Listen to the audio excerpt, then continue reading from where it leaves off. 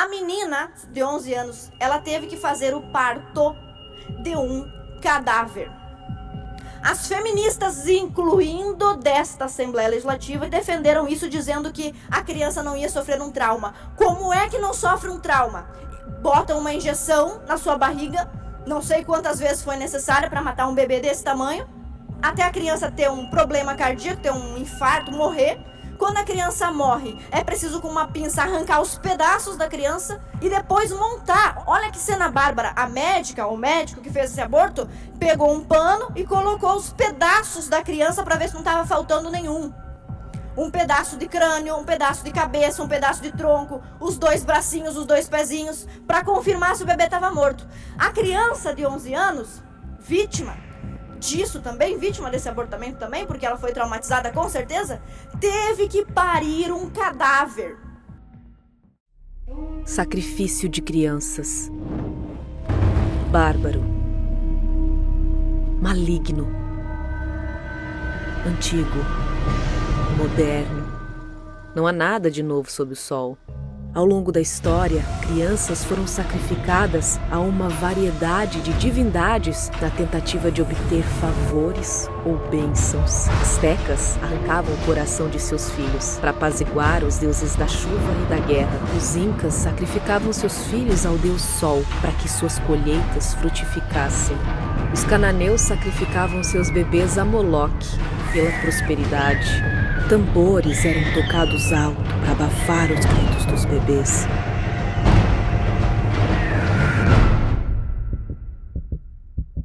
O sacrifício de crianças nunca parou e ainda não ouvimos seus gritos. Não há nada de novo sob o sol. Sacrificamos nossos filhos hoje, não por chuva ou vitórias na guerra, mas por liberdade ou conveniência. Nós os sacrificamos para nos beneficiarmos no trabalho ou pelas bênçãos do dinheiro ou da fama. Sacrificamos nossos bebês em prol do sexo livre. O sacrifício de crianças não é mais um evento público. Isso é feito a portas fechadas. Em vez de queimá-los ou esfaqueá-los de modo sangrento, há um evento limpo, estéril e clínico. Não jogamos nossos filhos no fogo, nem os deixamos congelar até a morte. Deixamos nossos bebês morrer de fome. Nós os envenenamos. Nós arrancamos seus braços e pernas e esmagamos seus crânios. Chamamos isso de escolha. Chamamos isso de empoderamento. E nossa cultura aceita isso. Nós celebramos esse ato. Celebramos o assassinato de bebês. Consideramos isso vital para a nossa existência. Tornou-se um direito, mas nada mudou. Não há nada de novo sob o sol.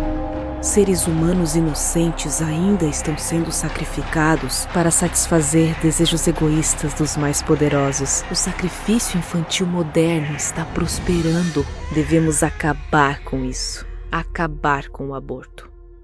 O clima em Santa Catarina é de luto. E muitas são as informações desencontradas a respeito do assassinato desse bebê de 7 meses. Para que pudéssemos colocar luz sobre esse assunto, eu organizei 7 tópicos para que todos consigam entender o que foi que aconteceu e como se organizam os lobbies abortistas no estado de Santa Catarina, no Brasil e no mundo. Com essa imagem, os senhores estão vendo as primeiras 2 etapas da fase do assassinato desse bebê.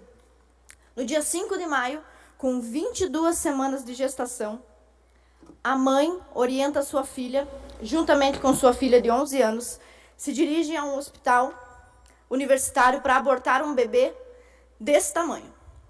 Um bebê de 22 semanas, ele tem cerca de 25 centímetros e meio quilo. Cabeça, olhos, mão, pernas. Foi solicitado um aborto naquele hospital universitário e os médicos sabiamente e tecnicamente negaram o abortamento de um bebê com mais de 20 semanas, cumprindo as normas do Ministério da Saúde. Ato contínuo, no dia 9 de maio, quando o bebê estava com 23 semanas de gestação, acontece uma audiência. Nessa audiência, a juíza, doutora Joana Zimmer, nega o direito ao aborto naquela semana, sugerindo que o bebê seja retirado com algumas semanas, a partir de algumas semanas, para que tivesse chance de sobreviver. A juíza e a promotora falam sobre a necessidade de deixar o pulmãozinho do bebê se fortalecer e se amadurecer por mais um pouco, para que ele tivesse chance de vida, o que não traria consequência ou risco de morte para a menor. A menina de 11 anos merece toda a proteção e todo o cuidado. Os laudos apresentados inicialmente não notificavam risco de morte para a menina de 11 anos se ela segurasse a gestação, como disse a juíza Zimmer, mais um pouquinho. E esse pouquinho salvaria a vida de um bebê.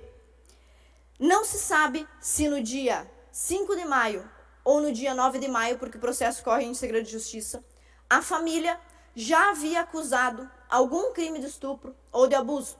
Não se sabe.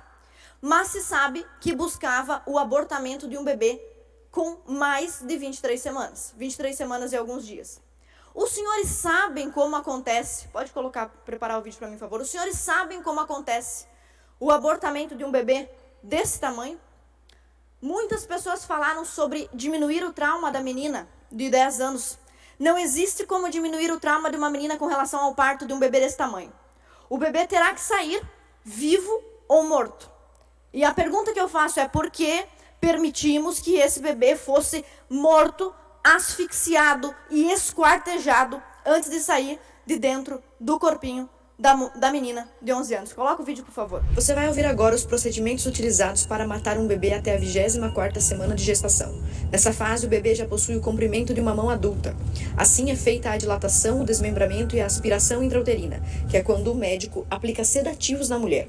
E após alargar o canal vaginal com uma ferramenta chamada espéculo, faz uso de um tubo de sucção que suga a placenta. A seguir, uma ferramenta chamada clamp, uma pinça com garras dentadas, é utilizada para agarrar e arrancar os membros e os órgãos do bebê, até que reste apenas a cabeça.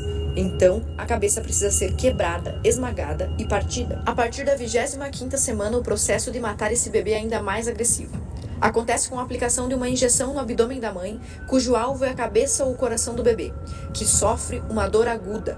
O procedimento pode ser repetido até que o bebê finalmente morra, sendo que a morte é confirmada por ultrassom. Posteriormente é feito um parto. Em alguns casos ainda é necessário recorrer ao procedimento de dilatação e sucção com a pinça clamp. Como foi que o movimento aborteiro, que o lobby abortista conseguiu assassinar esse bebê? Quando esse bebê foi assassinado, ele já não tinha mais esse tamanho aqui. Tinha esse tamanho aqui. Aproximadamente 1 quilo e mais de 30 centímetros. Um bebê viável que podia ter sido retirado por um parto cesariano ou por um parto normal e sobreviver. Mas a escolha foi pela morte desse bebê. Como o lobby aborteiro de Santa Catarina conseguiu fazer isso? Terceira e quarta etapa da estratégia para convencer as pessoas a aceitarem o assassinato de um bebê. No dia 20 de junho, com esse tamanho aqui, 20 semanas de gestação, nesse prazo, a família já tinha arrumado advogadas. Quaisquer advogadas? Não. Advogadas feministas. As advogadas feministas perderam judicialmente porque a doutora, uma mulher, doutora Zimmer, preservou a vida do bebê, segurando por mais um tempo para que ele se tornasse um bebê com chance de sobreviver. Acontece que, coincidentemente, 2 portais de jornal, 2 portais de notícias, um deles, onde a advogada da família que queria abortar, trabalhar como colunista. Um desses portais, em parceria com o Intercept, vaza informações sigilosas de um processo. Crime. Vazar em audiência, expor a menina, crime. Expor dados, vídeos sigilosos de um processo que corre em sigilo de justiça. Essa foi a terceira etapa. A quarta etapa, por que acontece isso? Para ver uma comoção social, para as pessoas acharem que a juíza estava querendo torturar a menina e se convencerem do assassinato desse bebê. No dia 22 de junho, com 29 semanas de gestação, o Ministério Público Federal atropela, não é culpa do Ministério Público Federal, foi a doutora, vamos falar os nomes aqui, doutora Daniela Escobar, atropela um processo que estava sob posse do Tribunal de Justiça de Santa Catarina, um processo que estava judicializado aqui, e recomenda o aborto da criança em 24 horas e e ameaça. Esta recomendação do Ministério Público soa como uma ameaça aos médicos, aos enfermeiros que estão trabalhando. Todos ficam com medo. Se eu não abortar essa criança, o que vai acontecer comigo? Eu vou responder diante do Ministério Público Federal? Por causa disso, nós apresentamos, junto com deputados federais, dezenas de deputados federais, uma reclamação disciplinar pedindo, inclusive, o afastamento cautelar da doutora Daniela Escobar do Ministério Público Federal por ausência de atribuição, usurpação de função, recomendação sem elementos probatórios. Ela fez a recomendação de assassinato de um bebê de 7 meses sem ter conhecimento dos autos e sem ter provas. Verificou a possibilidade de haver conflito de interesses entre a advogada, a mãe da menor e a menor? Verificou isso? Isso precisa ser esclarecido. E mais, um prazo irrazoável. Ela deu 24 horas para assassinar o bebê. Todos ficaram espantados com isso e, consequentemente, evidentemente, assassinaram o bebê com medo da recomendação do Ministério Público Federal. Recomendação não precisa seguir, igual a recomendação da mãe quando diz bota um casaco e tá frio. Podia ter sido ignorada, mas o teor e a natureza da instituição fizeram com que as pessoas temessem uma represália e, portanto, providenciassem o assassinato desse bebê. Quem fez o assassinato? Quem praticou o assassinato desse bebê? Uma médica? Mulher ou homem? Enfermeiros? Quem participou disso? Bom, são perguntas que nós temos que fazer, mas vamos adiante porque eu quero terminar com um assunto. A Assembleia Legislativa, infelizmente, foi aparelhada, sequestrada pela bancada feminina. Eu sou a única mulher dessa Assembleia que não faz parte da bancada feminina. Se tem um orgulho que eu tenho na minha vida, é de não ser parte da bancada feminina da Assembleia Legislativa. Essa é a nota que publicaram no site da Assembleia Legislativa, no Instagram. Informações falsas.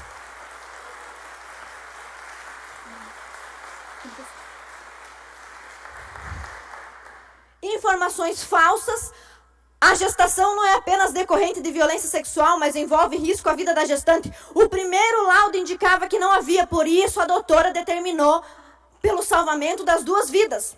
Por que matar um bebê se ninguém corre risco de vida? Outra mentira, submeteu a criança a uma audiência absolutamente violenta.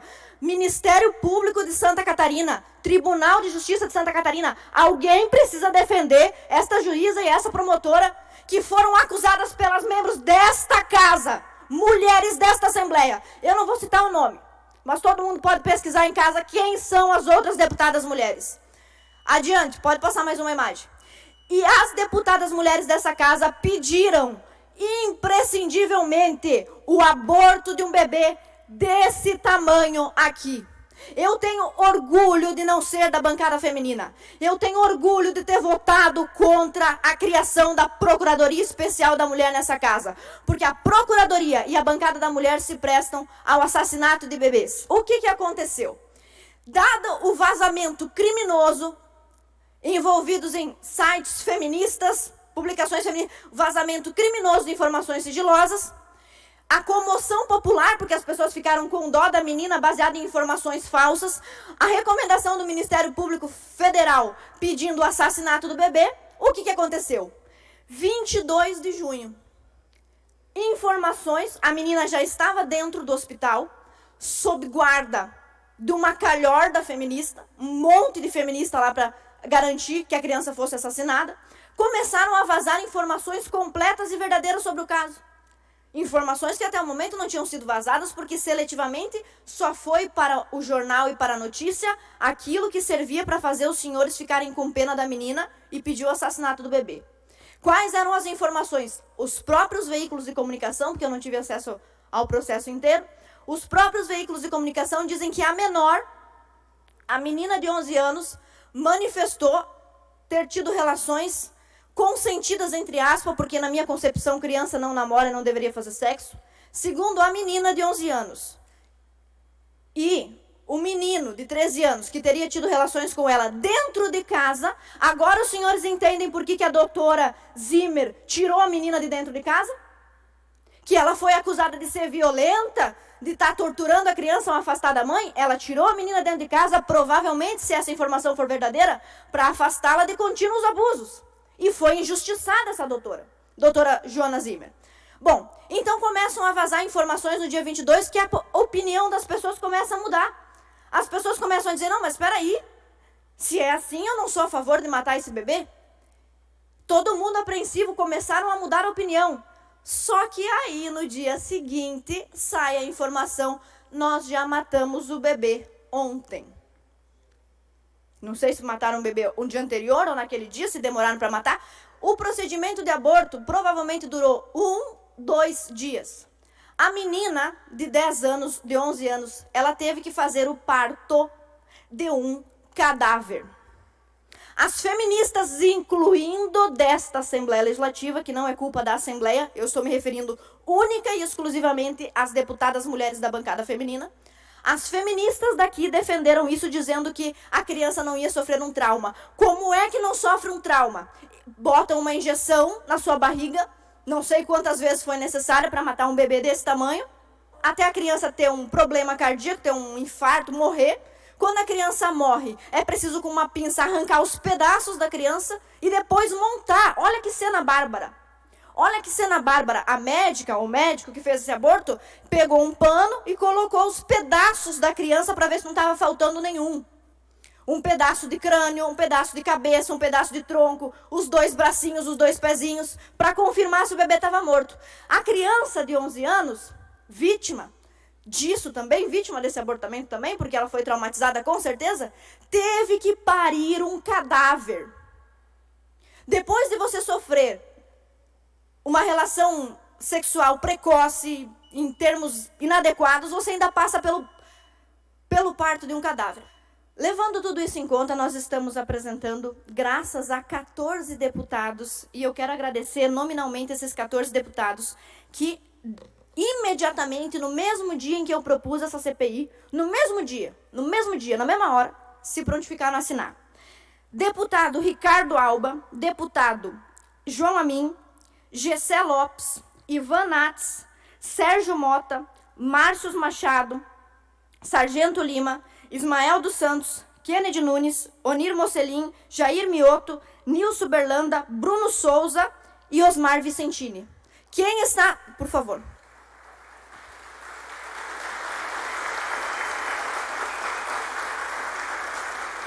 Se for preciso, depois os senhores voltem um pouquinho esse vídeo, vejam o nome desses deputados. Eu peço a todos os cidadãos catarinenses que estão em casa, que estão assistindo, vá nas redes sociais de todos esses deputados agradecer. Esses deputados foram os primeiros comprometidos em investigar se houve ou não houve crime. Esta criança foi assassinada, disso não há dúvida. A criança foi assassinada. Ela foi assassinada sob argumentos ilegais, ela foi assassinada sob crimes sendo cometidos para conduzir a comoção popular quanto a esse assassinato. Foi correta a atitude da médica ou do médico que fez esse aborto? Quanto à doutora Daniele, nós já representamos a doutora Daniele pedindo o seu afastamento cautelar para que ela seja afastada do Ministério Público. Vamos escrever também um mandado de segurança com relação à determinação e recomendação do Ministério Público. E essa CPI que nós apresentamos já conta, portanto, com 14 assinaturas. São as assinaturas necessárias para fazer a CPI. A CPI vai acontecer se depender de mim e dos 14 deputados. Mas todos os outros, nós aqui somos em 40 deputados, todos os outros deputados estão convidados a assinar essa CPI até o final do expediente de hoje. Inclusive as deputadas feministas, as deputadas da bancada da mulher, que ajudaram a promover a comoção social que levou, a comoção pública que levou ao assassinato do bebê. Se quiserem, de repente, se excusar com a população, pedir desculpa, remediar o que foi feito, remediar é difícil porque o bebê já está morto, né? Mas se quiserem remediar, podem se inscrever e podem, inclusive, participar da CPI para ajudar na investigação. Então, nós apresentamos esse requerimento, todos os senhores deputados estão convidados e nós fazemos votos aqui. Tenho certeza que o presidente da Assembleia vai levar essa CPI adiante. Agradeço o apoio popular de todos os presentes aqui e de todos os 14 deputados que já assinaram. E a nossa intenção é ter esse caso esclarecido, para que a morte desse bebê não passe como um fato corriqueiro e outros bebês desse tamanho não precisem ser esquartejados na barriga de suas mães. Rejeite a cultura da morte. Abrace a vida.